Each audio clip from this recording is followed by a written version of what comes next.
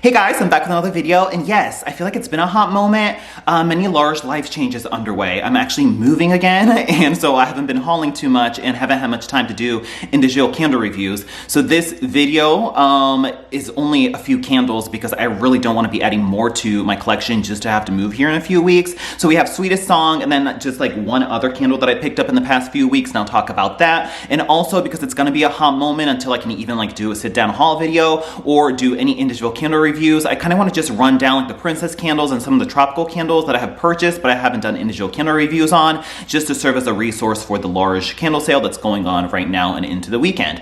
But yes, life update portion right now. Yes, so I'm actually moving. As you may or may have not known, I moved to Kentucky for my job at Goose Creek, but that is actually coming to a close as I have decided to move back down to my home state of Florida, where like well, it's not where I was born, but that's where I lived most of my life. And so like my parents and relatives and friends and family, all that kind of stuff is down there. And so I've decided to move back down there. And so that's why my chapter here in Kentucky is coming to a close. I am, however, very thankful and appreciative of the opportunity given to me at Goose Creek. I think it's something like, at the time of this recording, there was like, I think 500 3-wick candle designs that I had the privilege of designing that are out on the market, and to have such a large body of work out there from like a major candle company, I'm super stoked and super enthused about it, and there's just so many designs that I'm so proud of, and so it was really fun to be able to do that in the past few years with Goose Creek, and also to get my hands on like fragrance development and like breaking up the collections and coming up with the theme and the art direction for the collections as well was super fun, you know, doing the notes and curating the fragrances and stuff. All that kind of stuff was super fun, and I'm so grateful and thankful for the opportunity to be able to get my hands in on such a large portion of the creative process of creating candles. But that chapter is coming to a close. But you will see, because as you can imagine, companies do work in advance. You'll still see a few seasons of my designs still coming in the couple seasons coming, but after a certain amount of time has passed, my designs will no longer be on the market, at least with Goose Creek. So yes, so that chapter is coming to a close. And so that's why I have not been purchasing too many candles, because I don't want to move them. And in case anybody is wondering how to move candles, I'm a friggin' pro or expert at it at this point. I've done it so many times. I don't know why I move so much. A little bit of a gypsy soul, right? And so basically what you do is double bag the large like crate holding bags from Bath & Body Works. Save all of those. Like if you know you're gonna move at some point, like I just tend to keep them for whatever reason, and save all the bags. I usually double bag them and then do 3 crates high. If you can't double bag them, then I do 2 crates high, just so then you're not taxing the handles in the bag too much. And also what I did was, whenever they sell the candle totes, I think during the holiday season or one time before a big move, I bought like as much as I could purchase at one store. They were only like $2 or something, and I think I used like a coupon, and they were selling the actual candle totes, and those are also super great because they're even sturdier than the paper bags, and those of course you can comfortably put 2 crates in there and it's like totally fine, and they're not gonna rip or break or anything as easily as a paper bag does. And so that's what I do. So I don't even mess with the boxes, just keep all your crates. I know it takes up space. Keep your crates, keep your bags, buy the totes if you can, and then I just put them in there. And then like if you're moving it yourself, or if you have movers, they have handles and it's pretty easy to like stack and put into the truck or whatever. So that's my thing on moving candles, if you were curious about that. Homeworks candles are much harder because they're larger. They don't come in crates, and so those you have to like kind of like individually wrap or like put them in a box that's quite tight so they don't move around, and just put a little bit of bubble wrap or paper in between them so the glass isn't like causing friction against each other. And then I usually put like, I think anywhere from 6 to 12 in a small, I think U-Haul box that still have the handles. And then so you don't want to overload them too much because then they might break because of the weight of the candles. So yes, but any case, so the moving's underway, and so it'll be a while until I film anything. And so here's the video for the last video at this location. Yes, cool. Okay, now that's out of the way, let's see. Sweetest Song, right?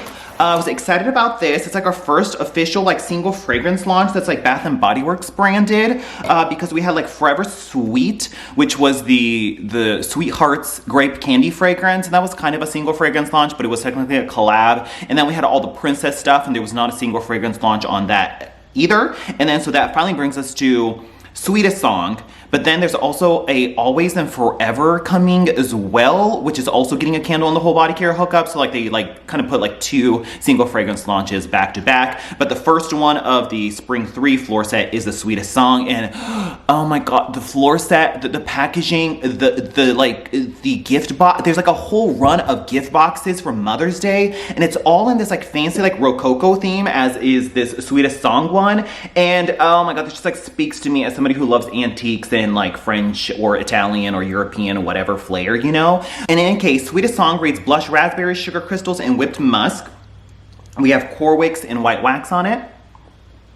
And oh my God, yeah, the packaging on the whole collection is so cute. I did not have a reward, so I couldn't redeem it on a shower gel, and I really don't need to add another shower gel to have to move right now anyways. But the fragrance is just very like, this smells like Bath and Body Works, right? Like, wow. I mean, truly just yet another Bath and Body Works body care fragrance, and like they are pumping it all up through the store. And so when you walk by the mall, I mean, you're just absolutely assaulted with a cloud of like just Bath and Body Works, that just very trademark fruity floral Bath and Body Works fragrance. I mean, it's just so undeniably Bath and Body Works, the way this fragrance smells and how it like just completely exudes out of the store. It's insane.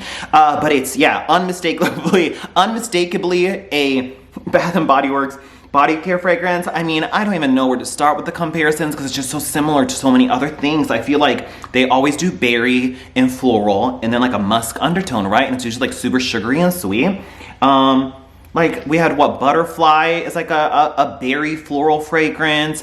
It reminds me of like Gingham Gorgeous or Gingham, was it Vibrant? The purple, whatever the purple one was, like kind of similar to that as well. I mean, any variety of like fruity berry floral from Bath and Body Works. What was it? Poppy as well. I mean, yeah, wow. I don't know. It really just smells like every other Bath and Body Works single fragrance launch, like in the most like predictable way ever. And that's not necessarily a bad thing. Like if it's successful for them, and I guess it's kind of fun that Bath and Body Works has a very distinct and identifiable DNA where it's like, yeah, this smells like a Bath and Body Works fragrance. But as somebody who's just collected for the past 12 years or whatever, I mean, it's like nothing really new or groundbreaking. And once again, the casual consumer out there, they are not collectors like I am, who's studying these fragrances and has a massive stash in their house. Like, you know, they're probably just like spraying it and spritzing it. It smells nice or whatever, and they move on. And so like, I understand why we get so many repetitive fragrances, but if you're somebody who watches my channel, you're usually someone who's a little bit more involved in the candle community and the hobby. So you're probably gonna find it quite redundant. It's not bad, it just smells like every other Bath and Body Works candle. But once again, I don't wanna discount that because like the packaging is still cute. It's not an offensive fragrance. Like everything came together nicely, and it's just yet another product to sell from Bath and Body Works. So that's Sweetest Song right there. Okay. Let's see, Always and Forever was already in store in body care, but not in candle format, and that one smelled actually rather old or dusty, as you could imagine. Like if you look at the packaging, it's very like mature antique looking, and it's like pink pepper rose and something else or whatever. It's just like an old dusty smell to it. It's kind of like a more floral version of the White Iris and Cedarwood, which is that kaleidoscope fragrance, which has that sort of like papery, moldy feel to it. That just must be that dusty, papery, moldy feel must just be something that's like really popular right now. And so they seem to kind of hover around that type of fragrance as well. And it was just a little bit more floral than like the White Iris and Cedarwood or whatever, but it's not really my type of fragrance. I'll probably buy the 3-wick whenever it finally surfaces, once I've like made the move or whatever, but it is what it is. And then it's next to Whiskey Toast on like the small preview table. And Whiskey Toast is the new men's fragrance, but it literally just smelled like, what was it, Whiskey Reserve or whatever? Wasn't there one that had like an apple note or something in it? I don't remember, but it just smelled like another one of those whiskey men's fragrances. It was something I so didn't need. So those two existed as well. And then the latest like additions to the luxuries line was present as well. Pistachio Glaze just smells very much like straightforward pistachio, kind of similar to the Scent Lab pistachio, as well as the pistachio and toasted vanilla candle. Very pistachio gourmand sweet intense like bakery fragrance. So if you like that, then check that out. The shower gel is really weird, and I don't think they intended on it, but the bottle is like this, like a you know, like a medium green pistachio color, as you could imagine. But the shower gel itself is so deeply brown and like amber colored, and that usually happens when a fragrance has like a whole crap load of like vanilla in it. Like vanilla fragrance oils tend to like sort of age over time. They're like naturally sort of brown to begin with, but then they age over time and get even more brown. And so I don't know, I don't think they intended on that shower gel to have such a natural brown color, because the brown color is so strong and it overpowers the green color of the shower gel bottle that it looks really gross and icky, and it does not look right. And I just feel so bad, because I'm sure like the designers and the people who, you know, planned it all out probably didn't plan on the shower gel being so brown. But sometimes like if a fragrance is so heavy on a vanilla or whatever it is, it's just hard to like mask that with dye or whatever. And I think at this point they're not even putting dyes in the shower gels anymore, so it's probably just indeed the natural color of the oil in the gel. And so it's just unfortunate because it's such a dark color and the plastic still has a transparency to it, and so the green of the pistachio just getting completely overpowered. So a little bit of a bummer there. Strawberry Flirt was just, I don't know, it smelled like another strawberry fragrance. It was fine. And there were some other ones. Yeah. Okay, so that was the luxuries. I'm just like not too into the luxuries collection. So like they weren't bad, but it was just more body care fragrances, and I just don't feel like talking about them right now. So there was that, yeah. A crap load of new soaps that are all super cute and super snatched. There's a Flowers for Mom wallflower that smells great. Unfortunately, it's a wallflower and I guess a room spray exclusive, so it's not coming out in a candle, but that was like a peony, a lily, and something else fragrance, and it was kind of in line with their flower shop type of like sort of dewy green, like sort of floral florist bouquet moment, but with plenty of this beautiful like peony floral in it. Absolutely gorgeous. It's such a shame that it's only out in a wallflower.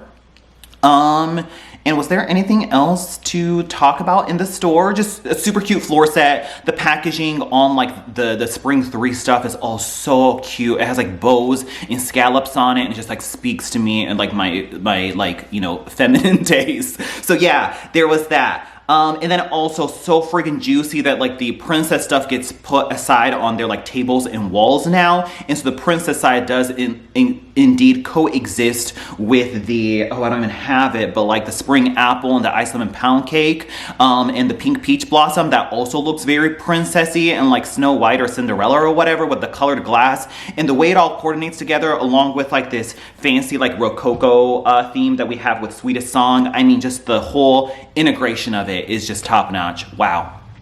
Okay, let's see. Moving on. I friggin' love Easter candy basket. Wow, amazing. It doesn't smell like an Easter candy basket or jelly beans or whatever. It's like truly like an orange coconut vanilla like cake type of fragrance, and it's so delicious. I love it. I'm almost done with my first one, and so I think I picked this one up during like a $15.95 sale. I should have waited for the $11.95 one. And I guess I could have got a price adjustment on it, but girl, it's like, where's that receipt even at in the midst of everything right now? But in any case, I got this a few weeks ago, I think when it was like a $16 or $15.95 sale, and I was like, let me just snatch it. There was still plenty available today, so highly recommended getting it at the $11.95 sale. Now, if you want this, it comes with a fancy lid, and that's why there's an upcharge on it. So delicious. It has performed consistently all the way down to the bottom, at least for me so far. It hasn't really dudded out. It has changed a little bit in terms of smelling a little bit more burnt or smoky, but not enough to like to the detriment of the fragrance or anything. But I friggin' love it. It's probably like one of my favorite bakery fragrances, and actually probably one of my favorite just candles period from this spring into summer lineup that they have so far. Wow, love it. You just don't get too much gourmand innovation from Bath & Body Works these days, so it's just so nice to get a like, and especially like an orange bakery fragrance doesn't come by too often either. So friggin' love this. Yeah, check this out. Okay, so that's the Whoppin' Holiday. Oh wait, no, there's one more item. Friggin' pink kiwi berry is so awesome. Like if I was not moving, I would contemplate buying a third one. I'm like half done with this one. It's performed great. It's strong. It's awesome. It smells like pink Starburst. It's so fruity, candy, and sweet, and just so friggin' scrumptious. I love it. And so I was like, you know what? I love the candle so much. I'm not sleeping on the pocket back or the hand soap this time around. So I did get a pocket back. Smells just as great as the candle. And as soon as there's a hand soap sale that is good, I will pick a single one up of that one and call it a day. So there was that. Okay, now moving on to the candle rundown. Yes, pink kiwi berry is top of my list. Easter candy basket, both of those I have repurchased. So like for me, that's like the thumbs up that I really enjoyed it is because I repurchased it. Let's see. I don't have all the candles here with me just because in their varying, you know, packing states. And Journal Moments, I burned that one once. It was plenty strong. It's very much in line with Penelope's First Kiss, but just a little bit different. But that sort of like powdery, toilet papery, like paper air freshener type of fragrance that I really didn't enjoy. That if you loved Penelope's First Kiss, check it out. But if you did not like Penelope's First Kiss, then I would not recommend it. What else? Spring Apple was good. It was like a serviceable sweet candy sort of apple pear type of fragrance, and it was fine. I'm just kind of like not really in the mood for apple right now. I kind of equate that more of a fall fragrance, and so while it performed and burned fine, I'm just not in the mood for it right now. But perhaps grab it now for a very non-moldy but very sweet and pleasant apple fragrance that you might want to get to burn during the fall time, because the fall time usually gives us the moldy apples instead. So it's still good enough on that one. Okay, was there anything else in that collection that I didn't talk about? No, I think that's pretty much it for like the newness for the spring 3 stuff. Okay, moving on, let's backtrack to the tropical action. I think the 3 new ones here were the Sea Salt Caribbean. Cute packaging. I feel like this tropical collection just really flew under the radar. It got lost. It was like right before the Disney Princess, and then Disney Princess took over, right? But then now we have Spring 3 stuff, which is newer than the tropical stuff. So it was really, I feel like we just, like, justice and screen time was not served for the tropical collection because it was just sandwiched in between so many other things competing at once. But also, there wasn't really too much newness or innovation in the tropical collection. It was mostly repackages, so I guess rightfully so that there's not getting too much screen time. But in any case, Sea Salt Caribbean was salted driftwood, lime, and ocean breeze. This was very light to medium, definitely not a powerhouse. It's just light, like kind of light even in a bedroom. So I can't say it's very strong. I get very much like a sort of orange, like a salty orange fragrance. But without it smelling dirty like Calypso Clementine did. And the more I use this, I was like, oh my God, this reminds me so much of another fragrance I've had before, and it is On the Waves. So if you enjoyed On the Waves, I have the shower gel still, and I smell them side by side, and I'm like, this is so incredibly similar. Like, I would believe it if somebody said they just took On the Waves, that body care fragrance from many years back, and then turned it into home fragrance and gave us Sea Salt Caribbean or whatever. And so if you liked On the Waves, check this out. But it's kind of like a very realistic and natural sort of like orange peel, even with like the fibers, the stringiness that you get from the orange, and like you smell it on your hands and everything. That mixed with kind of like a sort of salty ozone aquatic quality to it, and it's pleasant and nice, and I could see it being really nice and refreshing in the summertime, but the throw on it is just kind of meh. So that was Sea Salt Caribbean right there. A total one and done for me. Mango Papaya Paradise. This one kept sitting on me, so I couldn't really get like a full wax pull out of it. See how there's like black murkiness in there and then like not fully pulling out? But this is just another one of those candied mango fragrances in line with like Sweet Kiwi and Starfruit and Pink Pineapple Sunrise. Those that really sweetsy, cutesy, like sugary sweet candy tropical fruit fragrance seems to perform very well for them, and so this is just yet another one to slot in that's not being marketed as kiwi and starfruit or as pineapple, but rather mango and papaya instead. So if you like those other two, check this one out. I think it was just like a medium throw. So Mango Papaya Paradise right there. And then we had Orange Lily Blossom, which I really initially enjoyed, and the first burn on this was quite strong, but the more I burned it, the weaker it got, which was kind of strange.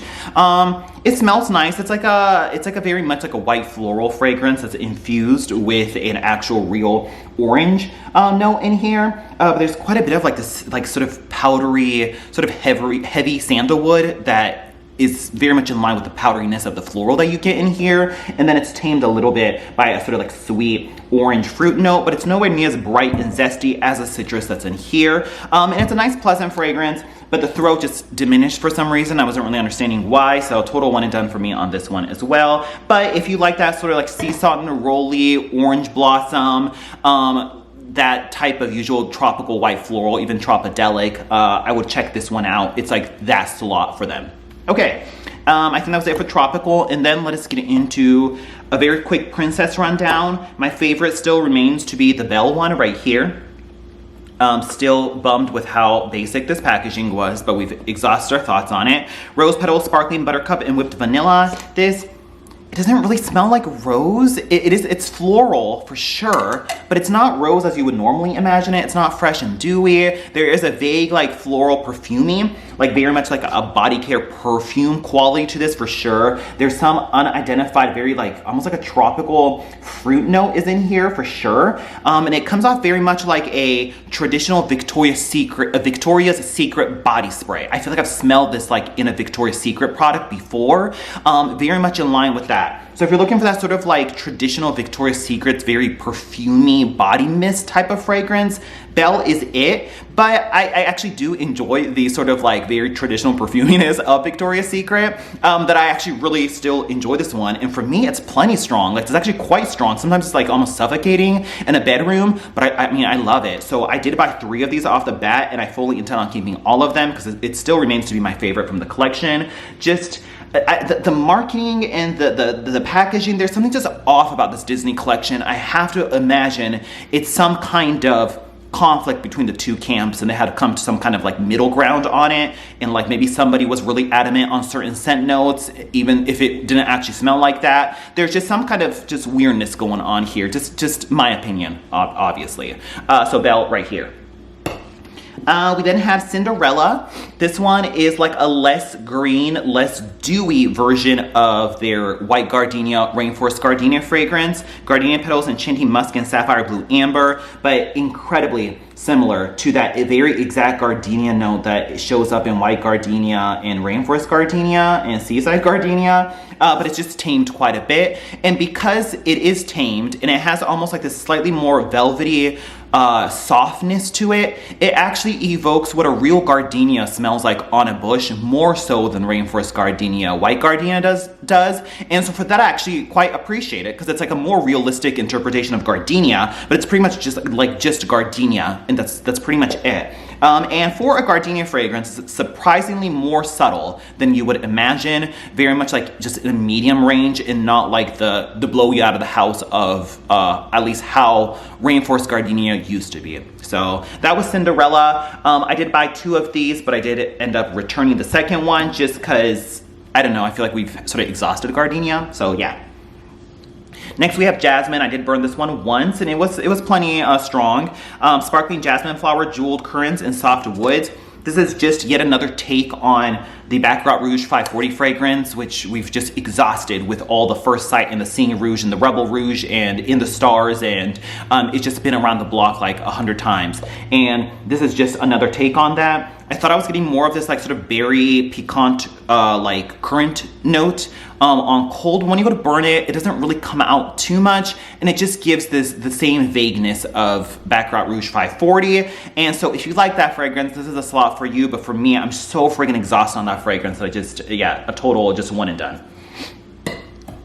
We then had Ariel, which this really did not leave too much of an impression on me. I think I did burn it once. Yeah, as you can see right here.